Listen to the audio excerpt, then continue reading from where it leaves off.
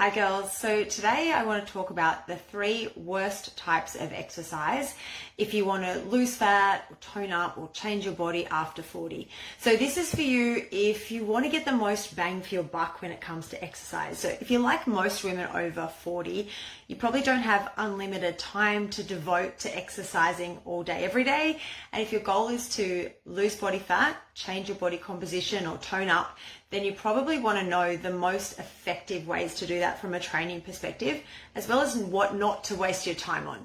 So I do want to start with a caveat by saying that all exercise, all movement is great. And I would always rather someone do something they love, even if it's not optimal, rather than nothing at all. So let me just start by saying that. If you're moving your body, fantastic. If you're moving more than you otherwise would because you've taken up one of these things that I'm going to talk about in a moment, then amazing, that's progress. You don't need to stop doing it if you love it, just because it's not the optimal thing to do, especially if you're already making time for the other 2 things that are most effective that I'm going to reveal to you as well. But if you're weighing up what to do or wondering if what you're doing now is the most effective thing you can be doing as a woman 40 plus, then this will help. So, important note before we start this, people often put far too much emphasis on the impact of exercise from a weight loss perspective. Intentional exercise actually makes up such a small contribution to our overall body composition from an energy expenditure point of view, something in the realm of about 5% of our energy expenditure every day comes from intentional exercise. So not very much. For some people, it's even less than that. So we certainly shouldn't be relying on exercise alone for fat loss. It has many other health benefits, of course, but weight loss is not really one of its draw cards. Now, while we're on clarification, I want to just clarify one other often misunderstood, overused term, which is toning. Now, I did use this in the title because it's what a lot of us think about or talk about when we think about a lean body, one with little body fat where you can see some muscular definition. I hate the term because it somehow implies that you can change the shape of your muscles to be more pleasing to the eye or something in that realm. But essentially, toning involves losing body fat and revealing the muscle that's underneath, or losing body fat and having enough muscle, building enough muscle to see the muscle definition underneath the body fat. So exercise alone, no matter what it is not going to tone your muscles. So just to clarify that, if you don't know how to lose body fat through your nutrition and your overall energy expenditure, then no amount of exercise, no matter what type, is ever going to tone your muscles. So now, before I get onto the 3 worst types of exercise for this change of body composition, body fat loss, let's do a quick recap of the 2 types of exercise that can have a positive impact on fat loss and body composition. Despite what I just said, you'll understand in a moment. So number 1, and you've heard me talk about this before, but I want to do a recap. If this is the first video you've ever watched of mine, or you haven't seen any of the other training videos, let's do a quick recap of the 2 types of exercise that are effective for changing body composition, changing body shape, for losing body fat. Number 1 is walking. Now, I don't actually include walking in exercise. Walking is counted in your NEAT, or your non-exercise activity thermogenesis, basically any activity you do that's not intentional exercise, which does make up about 15% of your overall energy expenditure, which is why walking and moving your body in whatever way, shape or form you want to is effective from a body fat loss perspective, because you can use a lot more energy with NEAT than you would with just say your 1 hour of exercise a day. So it's also an excellent starting point for exercise. If you're an otherwise sedentary person, you're doing nothing, you're doing a few thousand steps a day, but not doing any intentional exercise, and you increase your activity by walking more, fantastic. That's a great start, but it's not necessarily intentional exercise for the purposes of what we're talking about today anyway. Number 2 is, of course, strength training. Now, strength training doesn't burn a lot of calories in and of itself, but remember, that's not what we're really caring about when it comes to fat loss and changing your body in terms of how many calories your exercise burns.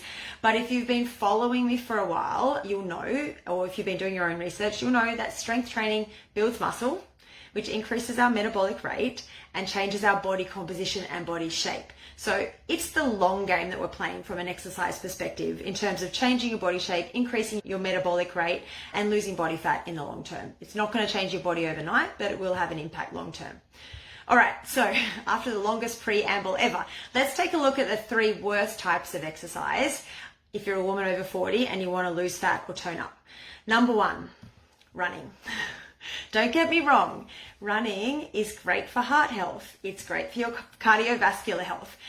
And despite what the cortisol phobic influencers might tell you, you don't have to give up running if you love it. For cardiovascular health, it's fantastic, especially if you're including things like hills and tempo runs, which raise your heart rate a bit more.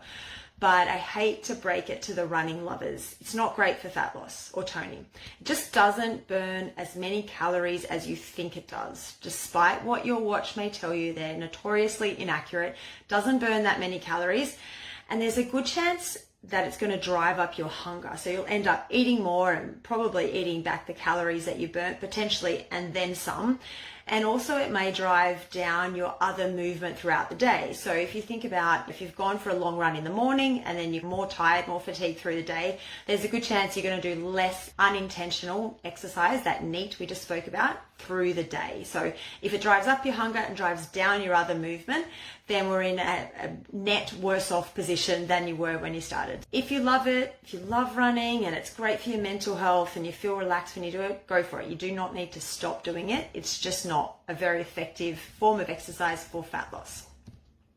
Number 2, Pilates and yoga. Now, I know they're not the same thing, but I'm putting them in the same boat here because I see a lot of women gravitating towards one or both of these forms of exercise because they expect it to create that long, lean muscle and toning, etc. And I know I'm going to get some hate for this, but that's just not the case. So Pilates is good for rehab, for posture, for breathing, for working those small stabilizer muscles. Yoga is great for stretching and mobility and relaxation and all those sorts of things. They've got their benefits, don't get me wrong. But if we're talking about fat loss or toning, neither form of those exercises is going to give your muscles enough stimulus to build muscle and get stronger and build actual muscle. And that they have a minuscule impact from a fat loss perspective. Yeah, just to note those 2 things. I feel like a lot of people gravitate towards yoga and Pilates because the instructors often look amazing. There's a very good chance that your Pilates or yoga instructor looks the way they do because of either A, genetics, or B, other things that they do in their life as well. So they eat a healthy diet, they're very active, etc., etc. It's not the yoga and Pilates that's creating that body. It might be a contributing factor, but in terms of fat loss and toning and body composition for the average woman over 40, they're not very effective. They're way down the list, in fact. Number 3, team sports. Things like soccer and netball and any other team sports, particularly if they're a contact sport. Now, it actually pains me to include this in my list of top 3 because for those of you who know me, you know that I love team sports. I still play touch football and netball at a decent level in my mid-40s. I will do that for as long as I possibly can. And part of me loves the fact that I see a lot of women in their 40s and 50s gravitating towards team sports, sometimes for the first time in their lives. I love the social aspect, the connection, the community, all of those are fantastic, the endorphins. But here's the issue. The best thing you can do from a fat loss perspective is maintain consistency with whatever you're doing. And that means not getting injured. So especially serious injuries, which can set you back for a long time. And unfortunately, playing team sports in your 40s and 50s, there's a high chance you're going to get injured and have your activity curtailed for some time. Our ligaments and tendons are not as forgiving as they were in our 20s and 30s.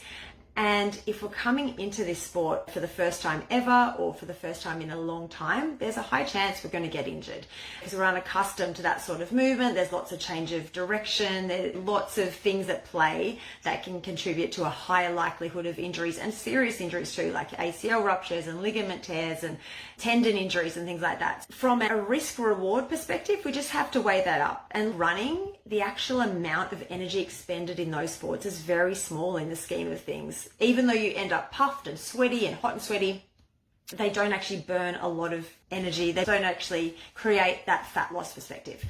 So you do need to weigh up the risk reward. If you love them and enjoy the social connection, endorphins, and you're willing to accept the likelihood of injury, then it might be worth it. It is for me. As I said, I love those sports. I know that there's a possibility of getting injured, but that's worth it for me from the connection point of view. But I'm also not playing them to lose body fat or to change my body. They're not going to be effective from that perspective. So if you're taking up sport because you want it to help change your body and lose body fat, there are far more effective and safer things to choose. So I'm sure I'll get some hate mail and comments for this one, but as always, my goal is to help you figure out the optimal choices for you to reach your goals so that you can get there in less time without spinning your wheels on things that don't work. So hopefully that was helpful. If you have any questions or comments, leave them in the comments, leave them below, and I'll come back and answer them then. Thanks, girls. Bye.